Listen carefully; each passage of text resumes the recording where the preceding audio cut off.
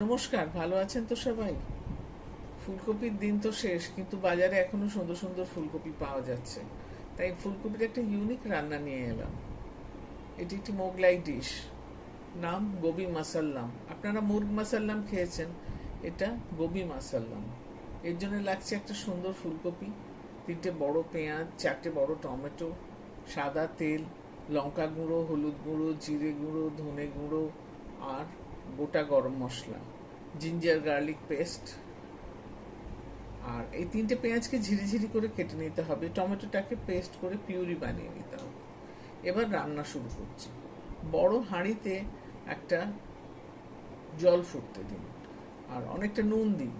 এবার ফুলকপিটাকে কাটুন, কিছুই না, শুধু গোড়াটা কাটবেন, ফুলকপিটা গোটাই থাকবে, গোটাই রান্না হবে। এইভাবে কেটে পেছনে গোড়ায় একটা চিরা লাগিয়ে দিন, ক্রস করে, এদিক দিয়ে একটা আর উল্টো দিক দিয়ে একটা। ফুলকপি যেন কাটা না পড়ে, তাহলে ফুলকপি ছেড়ে যাবে।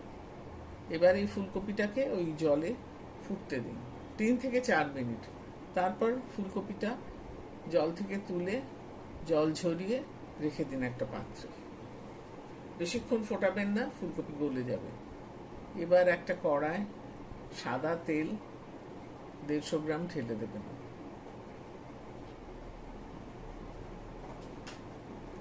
অনেকটাই তেল লাগবে। এবার যে পেঁয়াজটা ঝিরিঝিরি করে কেটে রেখেছিলাম, এইটা আমি বেরেস্তা করে নেব।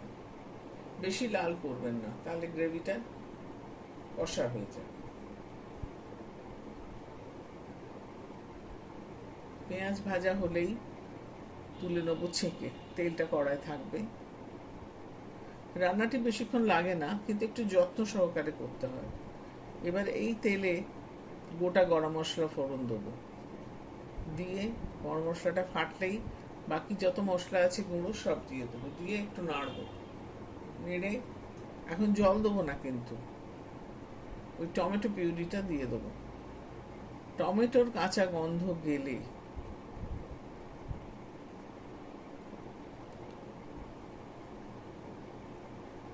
একটু পেঁয়াজ দেবো।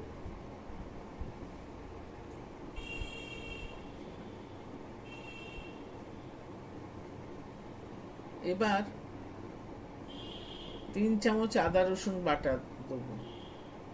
আপনাদের আমি দেখাতে ভুলে গেছি যে একটু কাজু কিশমিশ বাটাও লাগবে। একটু নুন দিলাম, 10-12টা কাজু আর 1 চামচ পোস্ত বেটে দেবো। আমি এখানে কিশমিশ দিইনি, তবে একটু 4-5টা কিশমিশও বাটা দেওয়া যেতে পারে, তাতে গ্রেভিটা একটু মিষ্টি ভাব আসে। আমার ভালো লাগে না মিষ্টি মিষ্টি ভাব, সেই জন্য দিইনি। এবার ঝোলটা ফুটতে দেবো, দিয়ে ফুলকপিটা উল্টো করে দেবো। এটা কিন্তু ভীষণ ইম্পর্টেন্ট, আগে ফুলের দিকটা সেদ্ধ হবে। এবার একটু গুঁড়ো গরম মশলা দেবো,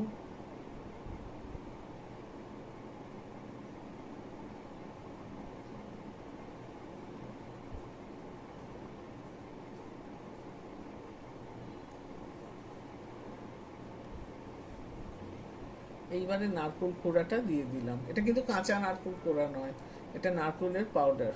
দিয়ে চাপা দিয়ে দিলাম। 4 মিনিট বাদে ঢাকাটা খুলে ফুলকপিটা শক্ত থাকতে থাকতে উল্টে দেবো, নরম হয়ে গেলে আর উল্টানো যাবে না। এবার ঢাকা দিয়ে গ্যাসটা সিম করে দেবো, দিয়ে 5 মিনিট বাদে খুলবো। খুলে একবার গ্রেভি তুলে দেবো, আবার 5 মিনিট বাদে ঘি দেবো। আর এই ঝোল যেটা ফুটছে সেটা তুলে তুলে ফুলকপির ওপর দেবো। এটা আমি 5 মিনিট আগেও করেছি।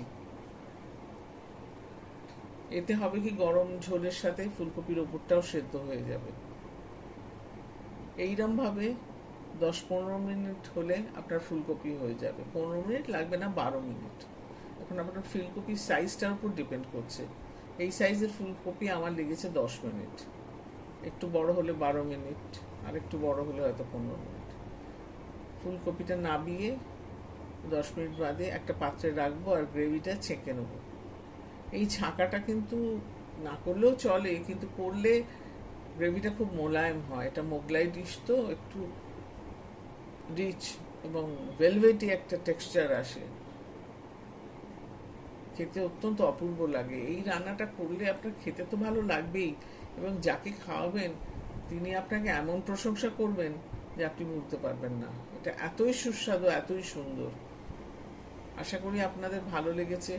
একটু চেষ্টা করবেন করার, নিশ্চয়ই আপনারা করবেন আমার বিশ্বাস, এবং করে প্লিজ কমেন্ট করবেন কেমন লাগবে। আমাদের খুব প্রিয় রান্না এটি। রুটি, পরোটা, রুমালি রুটি, তান্দুরি রুটি, পোলাও সবের সাথে ভালো লাগে। এমন কিছু এক্সপেন্সিভও নয়, খুব সাধারণ জিনিস দিয়েই তৈরি। আমি আশা রাখবো আপনাদের ভালো লাগবে, আর আপনারা ভালো থাকবেন। নমস্কার।